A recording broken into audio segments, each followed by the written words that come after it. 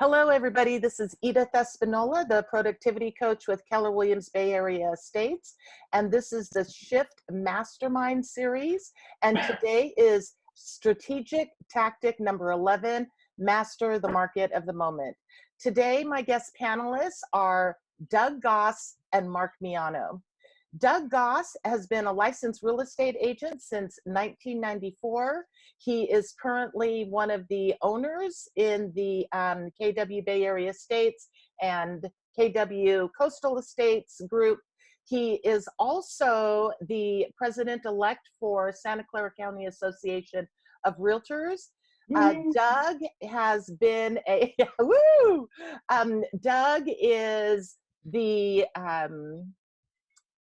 Doug is the rainmaker for the Goss Real Estate Group, and his team just recently won an award. Which award was it, Doug? I'm sorry, I couldn't find it printed anywhere. We got top group GCI units and volume. Wonderful, thank you. And so, besides your current experience and success, I know that you've gone through lots of different shifts before, so I'm really happy that you're here today. Thank you. And then we also have Mark Miano, and Mark Miano has been licensed since, is it 1998, Mark? 79. Oh my God, 1979. And so Mark is in college. I know, right? You did it? You got your license while you were in college? Yeah, between sophomore and junior year. Oh my God, what a rock star. So Mark, he is a partner in the Miano real estate team, and he is also the rainmaker. He has been an agent, a coach, a trainer, a manager, and is our past KW Bay Area Estates team leader. He brings lots of experience. He is an award-winning top producing agent, and I'm really excited to have him here today too. So the combination of these two minds have gone through the past shift and other shifts before, and I know that the current market of the moment is different from what it was in 2008. Like, I don't know if we're looking at REOs or short sales, but I would like to get both of your guys's perspective on where we are now, how to handle the market as it is now, and where do you see it going? So Doug, would you like to start? Sure. Where the market is now. Yes. The market sucks. No, actually, it's not that bad. I mean, I will tell you, the good news is it looks like we're going to be able to start showing occupied properties. Awesome. So that's the good news that we should be hearing coming shortly. Thank you. So I think that'll be a game changer for us, because we've had, like us, I mean, we've got about $7 to $8 million in occupied listings that we can't show right now. You know, hopefully we'll get news soon that we'll be able to show occupied properties. And I think that's going to really open things up. There have been a lot of shadow inventory. I know a lot of people who have listings that are occupied that they've been waiting to put on the market until the shelter in place lifts. The shelter in place is not lifting, but if it is relaxed and we can at least start showing occupied properties, I think that's really going to open things up a lot. So I'm excited about that. Where we're at, you know, we're constantly seeing changes in our real estate market. I mean, Mark's been in it for longer than I have. When I got in the business in 1994, we were just we were in the middle of a downturn in the market. So when I got in, there were a lot of REOs on the market. And of course, you know, we went through 2000 when there was all the concern about, you know, Y2K and everything's going to come crashing down once we hit year 2000. You know, everything's going to come tumbling down. And then, of course, the financial crisis and, you know, 2000 really started about 2006, 2007, then went for, you know, really until about 2012. I think we're, you know, Silicon Valley, we're unique in our market here. You know, through Keller Williams and a lot of resources, you hear a lot of things about national numbers and what's going on a national stage or even a statewide. But we are in a very unique market here in Silicon Valley. Our economy here in Silicon Valley is one of the strongest in the world. So we don't quite see as much impact when other areas do. I anticipate it'll continue to be strong. I know everyone's experiencing multiple offers on their vacant properties. So we are in a unique time. I think we're going to get through it. The question is, how quickly can the economy come back so that we don't have long-term effects? What's going on right now in our economy here with, with the shelter in place and, the people not being able to work, that's going to have long-term repercussions probably for the next 2 to 3 years at least. So it's hard to say where we're going to be in that, but in every market there's opportunity. So you just have to be prepared. And when you put out the email about the class, it's funny because at the beginning of the chapter, the phrase, it's funny because the quote underneath the chapter, I love that. It says, the game of life is not so much in holding a good hand as playing a poor hand well. It's just like playing poker, right? Right. There's opportunities in every market. So and we can get into what those opportunities are in this in the upcoming market. But I think we're going to continue to see the market good here. I think we're going to see some people holding off, but I anticipate it'll continue to be a good market.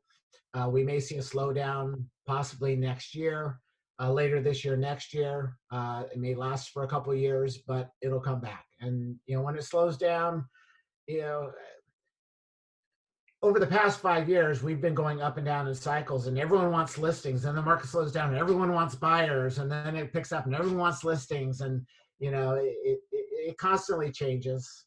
So I don't know. I just rambled on. So I hope I answered someone's question there. You sure did. I appreciate it. And so we'll be coming back to you. Thank you, Doug. Mark, so I was wondering what your thoughts are on the current market, what you're thinking about it, how you see it, and where do you think that we're going to be going? Okay, I'm going to echo a lot of what Doug said in terms of my optimism about the market we have now. I'm going to maybe repeat a little bit of what I said in the last chapter that we discussed. I think it was 10. And I'm going to follow Doug's lead here and go to the quote. If you look at chapter 12, which is next week's, I like tomorrow. the quote. What's that? Yeah, chapter 12 is tomorrow. Oh, tomorrow. Thank you. So tomorrow you'll open this up and you'll see Abraham Lincoln said, if I had 8 hours to chop down a tree, I'd spend 6 sharpening my axe. And I think the message there applies to where we're at today very well, because what we did when I started in 79, we had the bank debacle, all the small banks went under. We had 18% first mortgage money, 22%. So the way we sharpened our axe was we said, what's going on?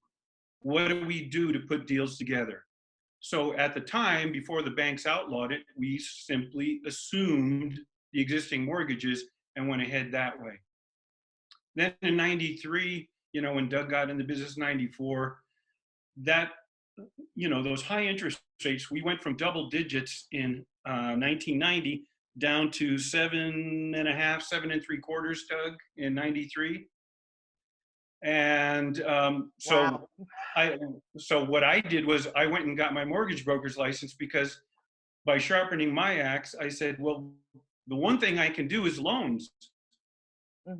Because that's what my clients need, and that's where the market is. So I got my mortgage broker's license, and I was closing 2 and 3 files a day. I just got a little cop in the title company, and I just sat there all day, doing sign-offs. So then you go to 2008. Well, I had some help there. I was with Brian Buffini, and as Doug knows, he saw this coming a mile out. So he told us, you got to learn how to do short sales. You got to learn how to negotiate with the banks. So that's how we sharpened our axes then. We learned how to do short sales. We learned how to deal with asset managers. We got into the psyche of the first mortgage holder and the second, and how to get it all done. So the same principle applies today. Where are we at? Well, things have changed again from the norm. what we have is a situation where we can't show properties, but as Doug's alluding here, we may be able to get in. So really at the end of the day, we're going to hopefully be able to manage the virus in such a way that more people can go back to work, not just the essentials. And for our benefit and our clients' benefits, it looks like we'll be able to continue showing property on an altered basis. Or if that doesn't materialize, at least we can sell vacant homes. So what our strategy is now, the sharpening of the axe now, is we've been calling buyers. Okay, I called a buyer this morning and talked to another agent with a buyer for one of our listings earlier, and now it looks like by noon or 2 o'clock today we might be in a multiple offer situation on one of our listings. But we just got to shake the tree, and hopefully some buyers will fall out for our vacant listings until things change. So that's basically why I'm optimistic. Buyers have a shot now. It's kind of like a buyer's market, but not really. And to Doug's point, Silicon Valley is unique. Okay, we have a lot of high tech, so they're already work from home. We have a lot of billionaires and multimillionaires living here, so our buying population isn't 100% tied to interest rates. A lot of cash buyers. We have a housing shortage, so all those things combined kind of give us an opportunity to say, hey, you know, maybe it's not so bad out there going forward. It may be different, it may be slower. So we put on a mask, gloves, and booties, and we go to work. That's awesome. Thank you. Thank you, Mark. And thanks for You're giving welcome. us some of your ways that you've, sharpened your own axe. So I know that, oh my God, Andy's picture. I just saw Don't you love it? So, I know like right now where, we can show vacant properties, and it sounds like we're going to be able to show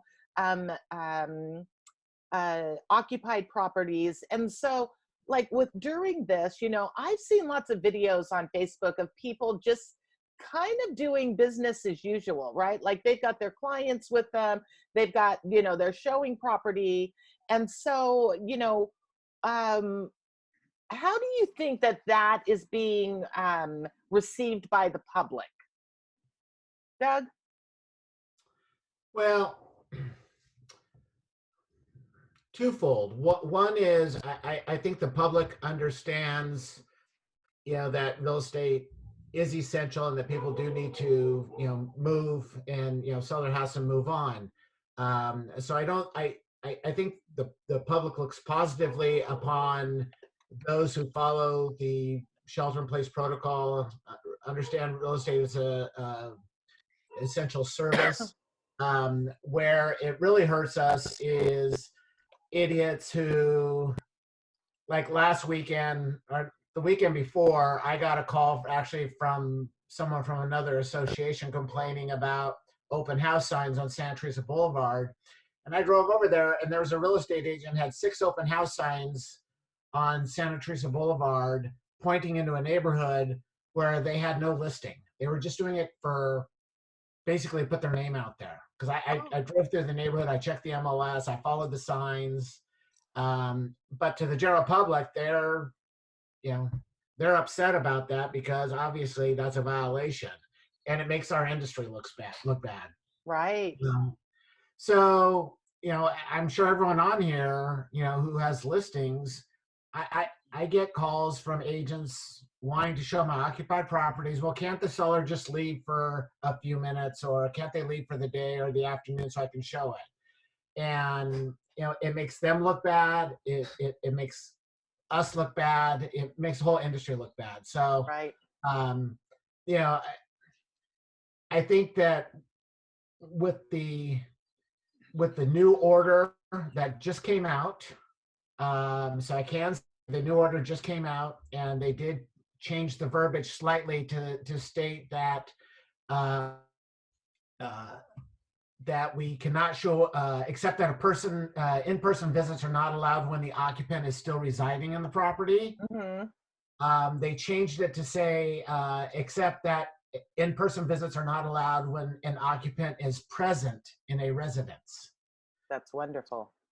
Different, saying that they're not living there, that they're not present. So if they leave, then that could be interpreted. So we'll wait for council to confirm that that is valid.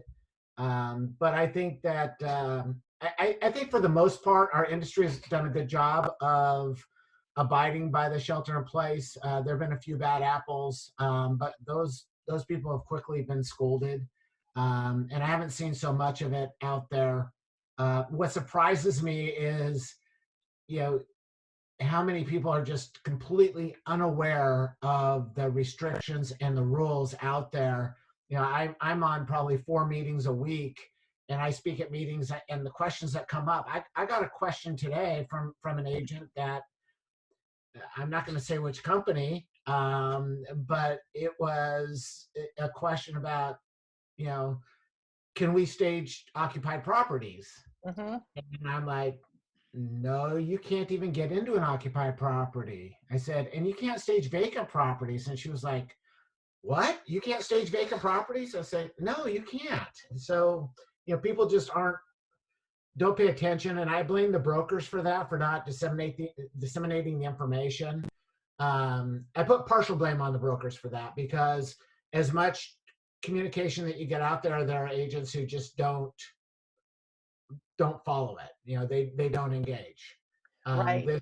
This agent was from a company that company does communicate a lot and very well, and for some reason that agent just didn't get it. So Right. I've been speaking with agents in other companies, and, they're kind of surprised at all of the information that I know, right? They're like, wow, you did all that research yourself? And I'm like, well, no, we have a morning meeting that, we get updated ever since day one, basically. And so, I sound like I really know what I'm talking about, because it's consistent information that's fed to us. So it's beautiful. The other companies, they probably have whatever their meetings are, but then there's a lot of agents who just don't understand the importance of the information that's being given to them, or they just don't care, or they're kind of left on their own and they don't know that they could go to like SCORE or Silvar or NAR or CAR and find out information too.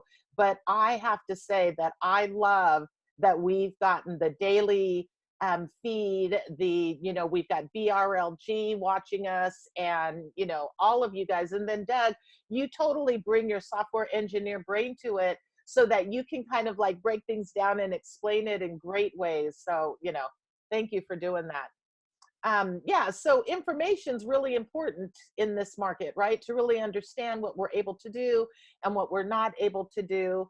And I appreciate that. So Mark, what you're seeing out there, like, and you said that you might even have like a multiple offer situation.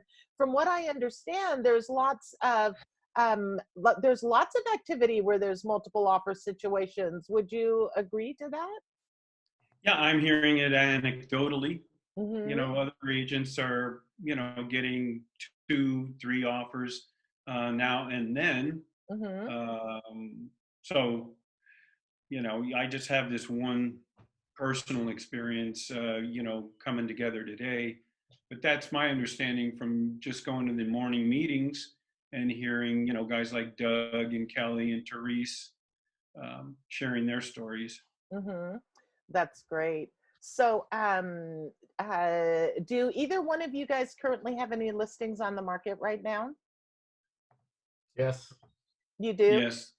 You do? Okay, great. And so how is that going? How's that, like, what's the time period? I think I heard Therese say if something went really quickly. So Doug, like, tell us what processes are you doing during this market of the moment? So we just closed one on Monday that fortunately we actually got in a contract the day the SIP, or the day after the SIP went in place. So That was great. We were able to get them into contract. We have, I think, 4 or 5 listings right now that are occupied. So we haven't been able to get people in to see them. We've been marketing them, but we haven't been able to get anyone in to see them. So with this new change, that I think those are going to pop really quickly. For us, the challenge has been, what's the right way to move forward with an occupied property? Do you hold off on putting it on the MLS until the shelter in place is lifted? Do you put it on and coming soon? Do you put it on the MLS active and just wait to look at offers until the shelter in place is lifted? Or do you put it on the market and accept offers contingent upon the buyer getting in to see it once the shelter in place? It's hard to say. It all depends on what your client is. We've been putting most of our properties on the market. I saw a comment in here from Sandy about, hey, are we going to talk about REO short sales and foreclosures? We'll definitely get to that. Yeah, I didn't know if you guys thought that REOs, short sales, or foreclosures were something that was going to be happening in this market. So in my own marketing, I don't think I added that into it, even though that's part of the chapter. But I know that, in the office that, Chris just puts what the chapter is. So, well, let's just go ahead and go there since Sandy brought it up. What do you think? Do you think that we're going to be experiencing REOs, short sales, or foreclosures? Yes. Mm-hmm. And so what would you recommend that we do in preparation for that market? Well, so just like there's certainly going to be a lot of adjusting with the lenders out there so put it this way, the last thing the lenders want is to foreclose on a property and get that property back as an REO. That's the last thing they want. Mm-hmm. They're going to pretty much try and do everything that they can to get a buyer through, either through forbearance, through loan modification, possibly a short sale. Foreclosure is usually the last option for a bank. So where you as an agent can shine is, a lot of people are too proud to reach out for help. And I can't tell you how many properties I've seen go into foreclosure to where if they had just reached out to a competent agent, that agent probably could have done one of a few things. One, could have maybe helped them negotiate with their lender for a loan modification or a short sale. Or possibly, I've seen a lot of properties go into foreclosure, and you look back and say, wow, if they had just consulted with a real estate agent 6 months prior, they could have sold that property and walked away with $25,000, $50,000, $100,000 in their pocket. But they didn't, and they just let it go to foreclosure, and then the bank ended up foreclosing, and they walked away with nothing. So I think it's a good time for you guys, for everyone, to reach out to your clients, and maybe your clients aren't suffering a hardship, but they may know somebody who is, and let them know that you can be a resource for them. That if they know of anybody that is having financial hardship, who may be struggling with keeping up payments on their mortgage, just explain the options to them. Here's your options. If you need some help, we're happy to provide some guidance. If anyone needs help with that, Mark and I, you can reach back to us, and we can help you walk your client through what their options are. I think it's time for you guys, for everyone, to be a resource for their clients to hopefully keep them from getting into foreclosure.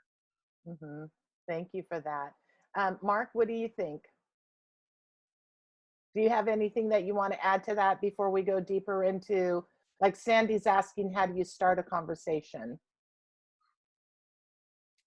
Are you asking Edith? Yes, Mark, I'm sorry. I didn't know. Yeah, so let me back up to kind of where Doug started. His answer was yes. Mine is yes and no. Mm-hmm. No, not in the short term. Yes, in the longer term. So when this book was written, it's copywritten 2009. So we had about a year and a half of short sales under our belts when this book was published. So to Doug's point, we're not going to see a lot of short sales. And looking in the rearview mirror, what we can do to prevent a lot of foreclosures as an industry is when we're calling through the database, when we're talking to the public, we can say, if you know of somebody that got laid off because we went through this 10 years ago, Right. that are just going straight to a foreclosure.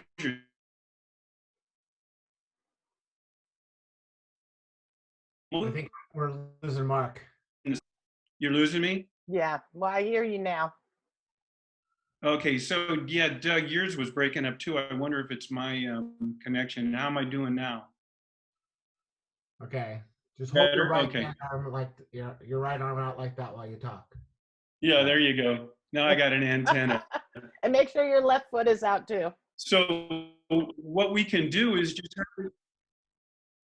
yeah, you know what? I'm gonna see if I can get closer to my router. Okay, so I'll just comment on what maybe a little bit more about what Mark's saying. Mark, go ahead and try it. How's that? Better? Yeah. Yeah, so far that sounds better. You're just dark, but Yeah, that's okay. I'm back in witness protection. So basically what we want to do is just share a conversation with the public and our clients and our database that there are options prior to foreclosure. And basically because we didn't have 100% financing and 120% financing, almost everybody's got equity in their property now, whereas they didn't 10 years ago. Mm-hmm. So right, we can that's the big difference. Yeah, right. That's the big difference. We can list the property, we can sell it, we can put their equity back in their pockets, and they can go to a less expensive property once they get a job, or come right back to the property, the neighborhood they were in, once they get their jobs back. But in the short term, they've got a chunk of cash that they can rent with, hopefully. But you know, it's going to be a whole different picture. So I don't see the short sales and the REOs coming back in the short term, certainly, and maybe not even the long term, meaning 2 years. Mm-hmm. But foreclosures, yeah, if people are out of work, they stop making a house payment. Pretty simple. So they got 60 days and they get a notice of default, right? Total 121 days, 111 days rather, 90 plus 21 to foreclosure. But again, we can intercept people before they go to foreclosure by saying, if you know of anyone that falls into this situation, because we had so much experience 10 years ago with it, we know what to do and we can help. So let's have a conversation with anybody you know that might be in trouble. Yeah, I think one of the challenges is a lot of people are too proud and they just won't speak out or they won't say anything. And you know, you have to come at them as someone who's willing to offer resolutions to it instead of take advantage of them. We saw a lot of a lot of predatory investors out there in the last market, and that left a bad taste in a lot of people's mouths, including a lot of real estate agents who are very predatory. And we saw a lot of stuff come down that, in this market will be different. One of the big changes I think that we'll see in this shift is, in the last shift, a lot of that was done because of the financial markets. I mean, people were buying homes with no money down, and Right. They had no skin in the game, and they had bad credit and a fake job, and they were buying properties, and these properties were getting overinflated, and there was just no checks or balances. I would say that in the past 8 years, I would say that probably 80% to 90% of the homes that I've sold have been 20% down or more. Yeah. We don't see as many, we definitely don't see any 100% financing. Very little, you have some FHAs, very few 5%, and there's some 10% downs, but, no 100% financing out there at this point. That's a big shift. Mm-hmm. I think the other big shift that we're going to see is, in the REO market, I think that the banks and the lenders are going to are going to be a lot different this time around with foreclosures. When the market shifted last year, what they did is they reached out to a lot of real estate brokers to list their REO properties, which was great for us because we got a lot of listings that way.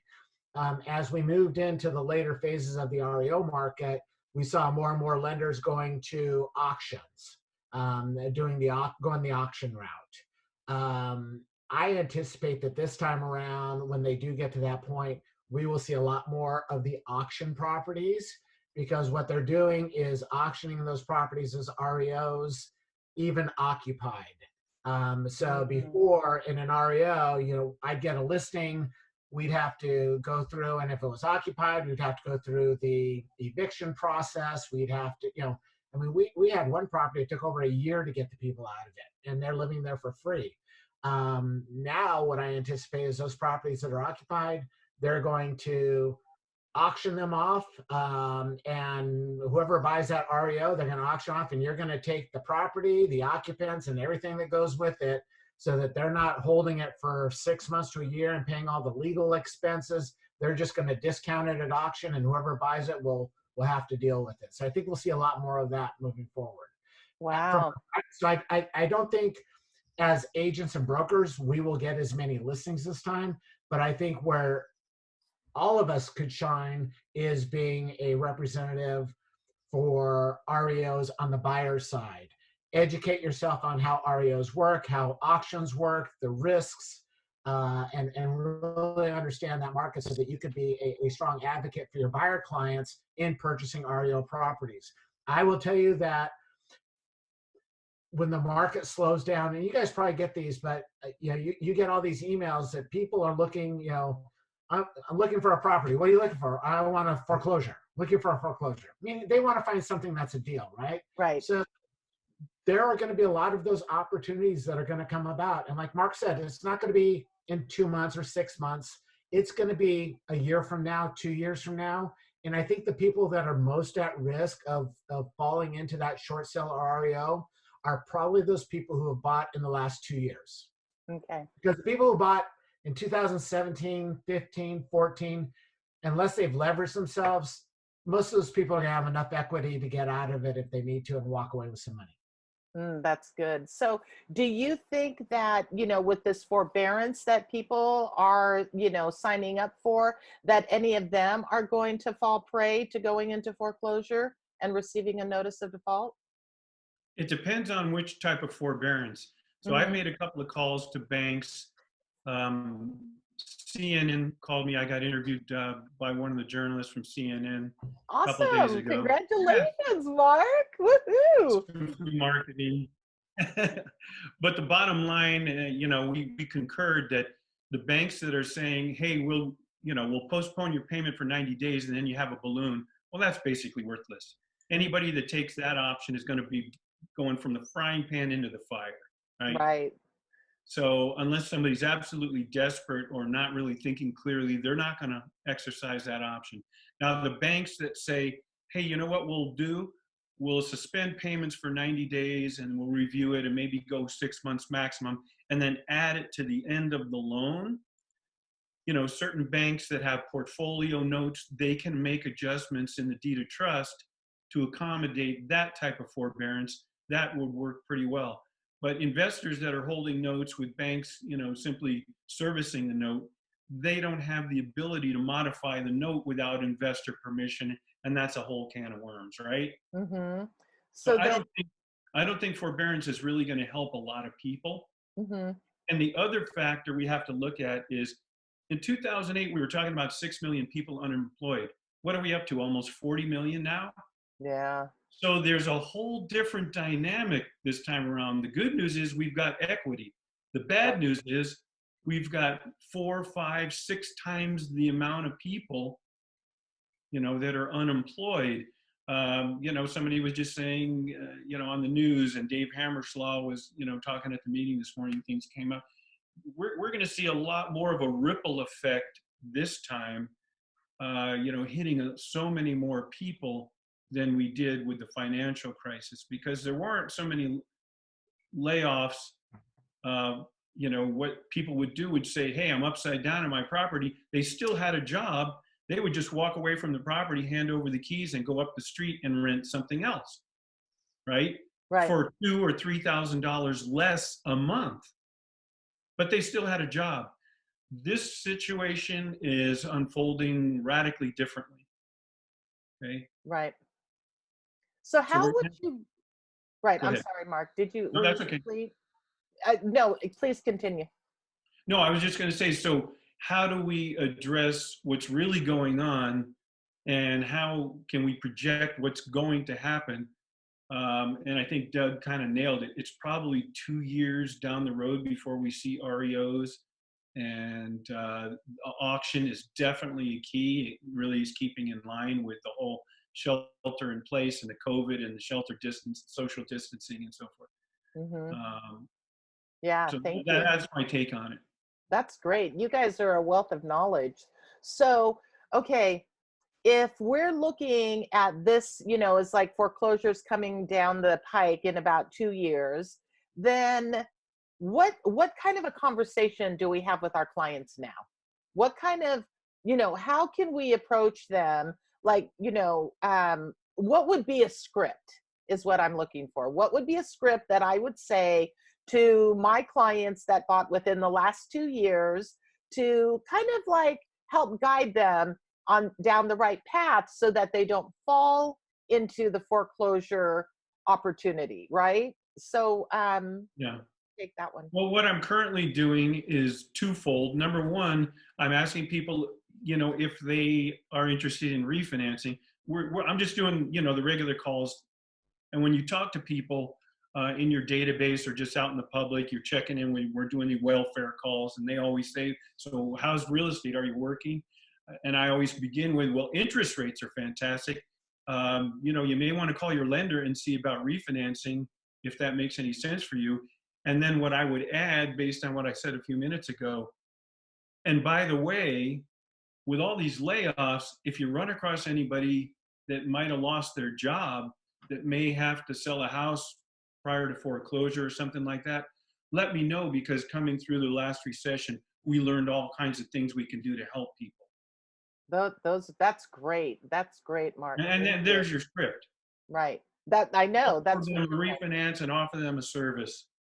That's wonderful because, well, one, the if they refinance, then there's a month that they end up not paying, right? So they don't have to pay for a month, which is, I mean, in the whole scheme of things, it's not that big of a deal. But if they could go ahead and refinance, and then they don't have to make a payment for a month because it's already in the refinance, that helps a little. Yeah, it comes out of their equity. Technically, they buy a little Right. time, but these are people that are keeping their jobs. Maybe they work in tech, they can work from home, they're not being laid off. Mm-hmm. But like Santa Barbara County, I just read that note that they're laying off all the librarians. They're closing the libraries and so forth. So you can see how this thing is going to start to snowball. And then some county is talking about drastic cuts to fire and police. Mm-hmm. So, it's like the unemployment is going to skyrocket. And so we're going to have to take a different approach, and the banks are going to have to take a different approach. If everybody can't pay versus only 6 million people 10 years ago, then Big difference it really changes the picture. Right, right. Thank you. Thank you. Kristen had a question about, what would your advice be to potential buyers right now? We've got the positive, the interest rates and maybe less competition, but after this shelter in place is lifted, then are we going to see a lot of listings? Which way would you recommend that they go, before or after? So I would say, why are you buying a home right now? Are you buying a home because you need a home, because you want to establish a residence, you're going to be here for the long term? Now's a great time to buy. Inventory levels are low. Yes, they will increase once, I think we'll probably see more listings come on the market now that we're able to show occupied properties. But you know, if you were to buy a house, say, yeah, I'm going to live in it I'm looking to buy something and hold on to it, maybe sell it in a year or two. I think there's risk there, but I can't tell you how many people were, you know, over the years, I'm going to hold off and wait till prices come down. And then the next year they were 10% higher. And then the next year they were 20% higher. And how many hundreds of thousands of dollars they lost waiting for the market to come down. You know, I would say, look, if you're looking to buy, now is always a great time to buy real estate. When you sell it, you know, that depends, right? If you're going to buy something now, if you're planning to stay here in Silicon Valley for the long term, now is a great time to buy a house, because if you buy something now for $1 million and the market comes tumbling down, it's just like stock, right? Unless you sell it, you're not losing anything, right? It goes down to 800,000 and then it goes up to 1.2, right? If you sold it 800,000, you lost. If you held on to it, you know, it's now worth 1.2. You know, you can try and play the market if you like, but if you're buying a home, if you're planning on staying in the area for a while, now is a great time to buy, because if 2 years from now or 3 years from now you decide, look, I want to buy, so I want to move from this area to this area, but you're staying in the area, well, you know, that house, that maybe your house went down 10%, but the house you're buying probably went down 10% or thereabouts as well. So, you know, it's going to be pretty much an even trade-off. If it goes up, the other house is going to go up. You know, where you get burned is you overpay in an area, you know, that maybe it's a hot area right now, but then it cools down, let's say the outlying areas, and then you want to move to an area, you know, Los Gatos or Saratoga, where that market hasn't come down quite as much. That's where you see people get a little bit more hurt on it. But if your long-term goal is to stay in Silicon Valley, I'd say now is the best time to buy. Yeah, I'd have to agree 100% with Doug. And I like to simplify it for buyers, Kristen. When they ask the question, first of all, real estate and buying a home is unlike any other product. You can't just go to the store or call up the dealership and order just what you want. So if your job is secure, we know what today looks like. And this is the same conversation I've had with buyers since 1979. We know what today looks like. We don't know what the future looks like. So if you're capable and you're going to be here, as Doug says, you plan on, you know, raising your family here, it doesn't matter what the market will do. And I can always relate back to when I started. The average Cambrian home that today sells for 900 to 1.1 sold for $57,000 to $64,000. Okay. So over the long haul, this stuff goes freaking up. Right. So if you're planning on moving in 6 months or 12 months, don't buy a house anywhere. But if you're planning to be here for the long haul, we know what today looks like, great interest rates. It's a quasi buyer's market because of the COVID. So I would say if you see something that fits your lifestyle, buy it. Well, and Kristen noted that people are just concerned about, you know, their jobs, and I appreciate that. You know, if Absolutely. You're not sure about your job. Forget it. Yeah. You know, in this market, if I work for a company and, you know, with what's going on, I'm not certain I'm going to have a job in 6 months. Would I look at investing $200,000 into you know, to buy $1 million house and take $200,000 out of my savings to buy that house when 6 months from now I don't know if I'm going to have a job? I wouldn't. I would sit on the sidelines and wait. Yeah, this is a conversation that's come up, like, this is my 6th downturn, okay, since I got started. And every time I would encourage people that ask that question, Christian, tell them to talk to their bosses. Ask your boss, what do you think? Because I'm thinking about buying some real estate. Is that a good idea or not based on what's going on here at work? What do you think? And try and get some insights from them. They probably know a little bit more than you do if, you know, they're up the line in command. Thanks so much. Great advice. You're welcome. Yeah, that was a great question.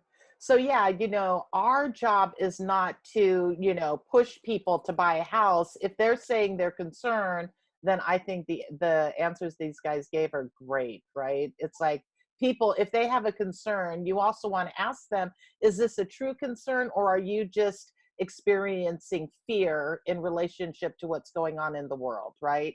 So they need to know and understand where it's really coming from.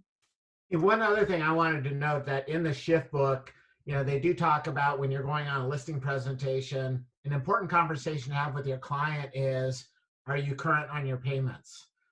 Because we saw a lot of that. I can't tell you how many REO assignments I got from the bank. And then when I go and do an occupancy check on the property, the occupant is there and they're like, oh no, we're doing a loan modification. And it's like, well, you were doing the loan modification. Now you don't own the property anymore. They foreclosed on you because the loan modification department doesn't talk to the foreclosure department. So it's important to talk to your clients and find out if they're current on their mortgage, because they may be 4 months behind on that. A notice of default and notice of sale may have already been filed on this property. It may be scheduled for auction already, and they're not going to tell you that. And you go through all this process to get the house marketed, and you put it on the market, and the next day it's foreclosed. So it's good to have that conversation with them ahead of time, so that if they are delinquent on their payments, you can find out where they're at. With their authorization, you can act on their behalf with the bank and negotiate with the bank. Like I said, the last thing the bank wants is the property back as a foreclosure. They'll work with you. Most of the time, they will work with you to get that resolved, either through, like I said, forbearance, loan modification, or even a short sale. So that's always a good conversation to have when you're going on a listing appointment. Or like we've said before, what conversation do you have with your clients right now? If you or anyone you know is having difficulties, we've been through this before, we can help. Don't be too proud to ask for help or your friends, because we have the experience. And even you new agents out there who don't have that experience, you both have experience at your hands with Mark and Von Canel and Jim Myrick, myself, and all of us who have been through this before. We're all happy to help, but we can help you help your clients go through that process so they don't lose their homes.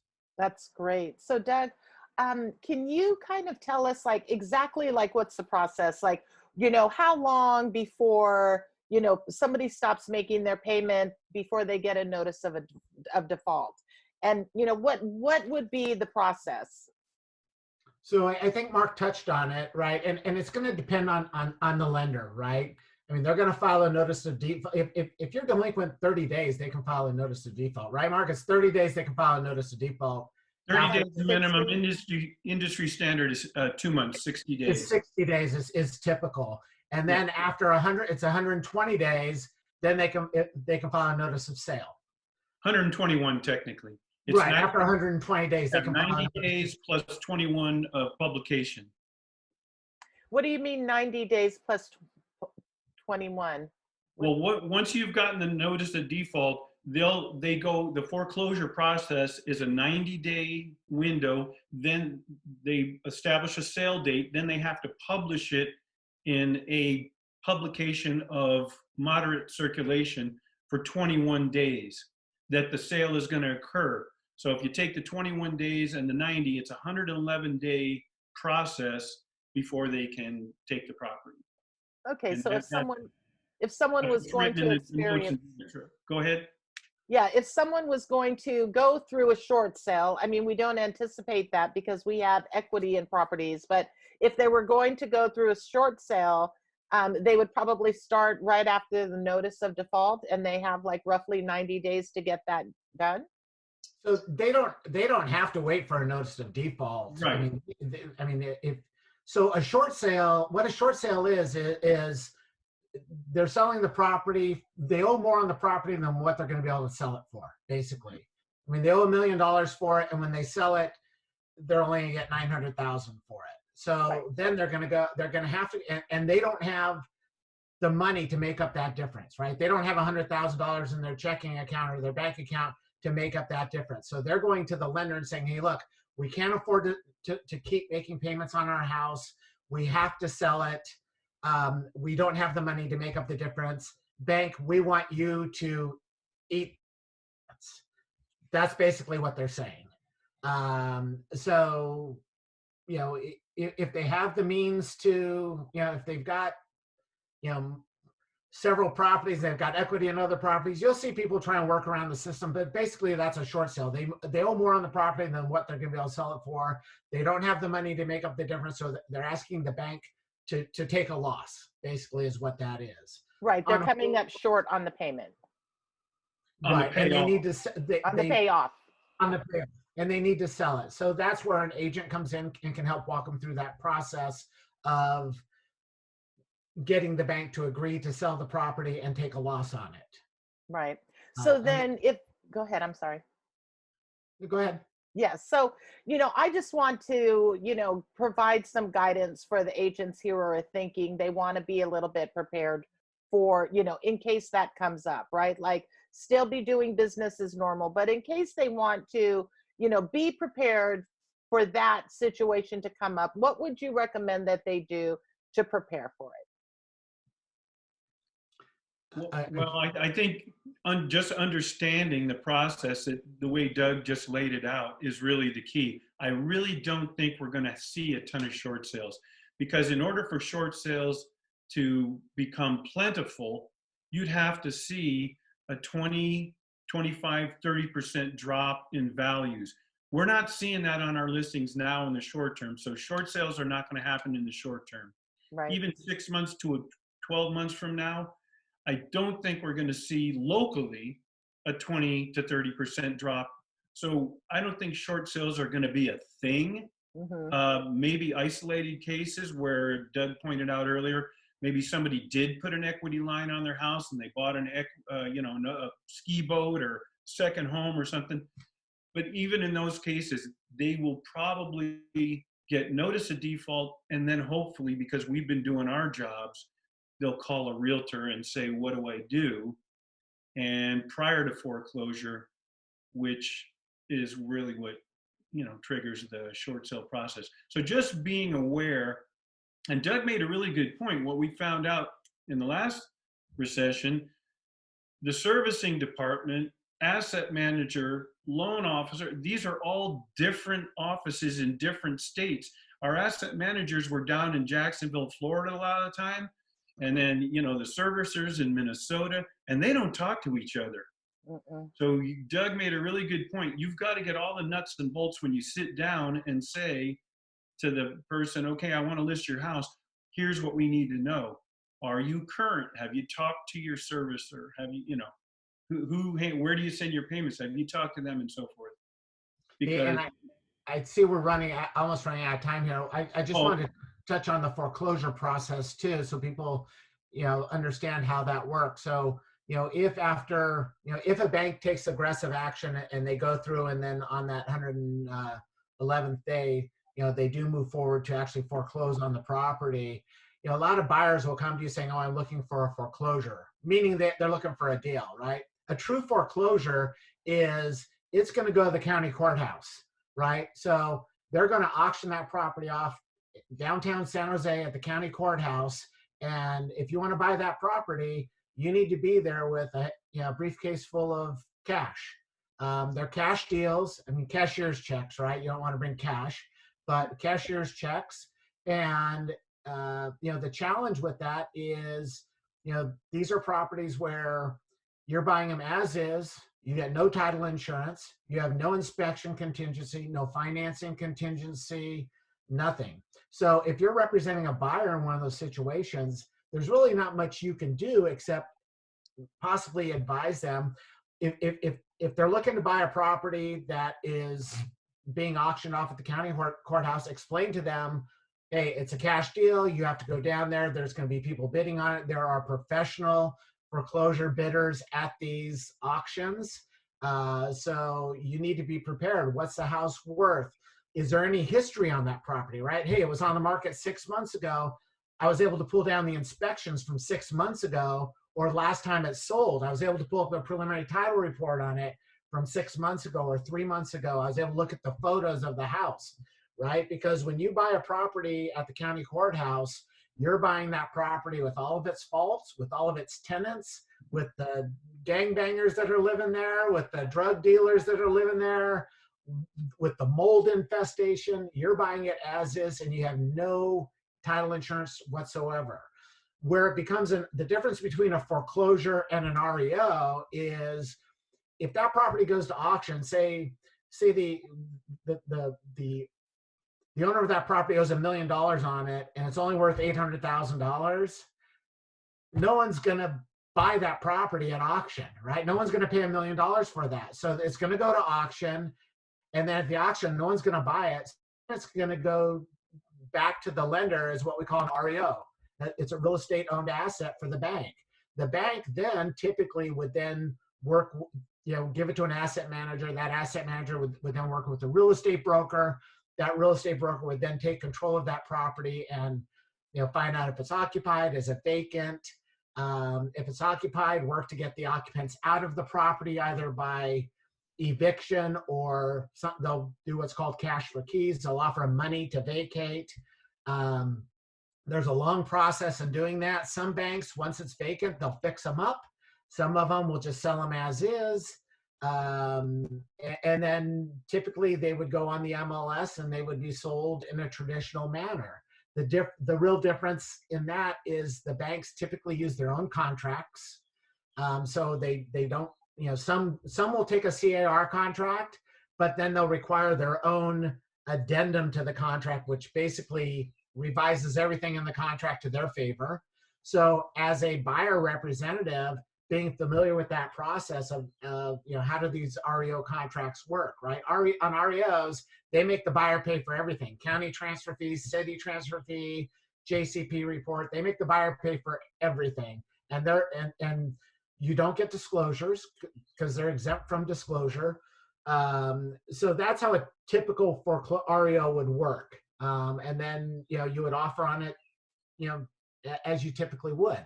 I do anticipate we'll see more and more auctions with REO properties, with properties being sold as is, with the tenants and occupants in place, and the buyer beware. And you buy it, via an online auction or possibly a live auction. And the one thing to be careful there is those online auctions,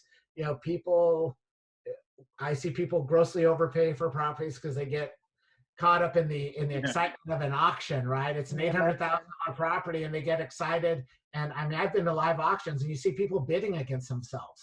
They're like 800, 825, 850, and they're the only one bidding. But there's so much confusion that they're just bidding themselves up. Yes. Wow, you guys, this was so informative and so awesome. Thank you so much for sharing your wisdom and your experience. The market of the moment isn't exactly what's going on. It's kind of like where we're at, and we got to really dig into that and then look forward into a little bit into the future of the possibility of what the market will be like then. So I really appreciate you. Thank you so much, Doug Goss. Thank you so much, Mark Miano. And thank you everybody for joining us today on this amazing mastermind. Thanks for coming. If anyone has further questions, Mark and I are always available for you guys. Feel free to reach out to us. We're happy to help. Yeah, we're not going anywhere in a hurry. Not in a hurry. We're here for a while. All right. Thanks, everyone.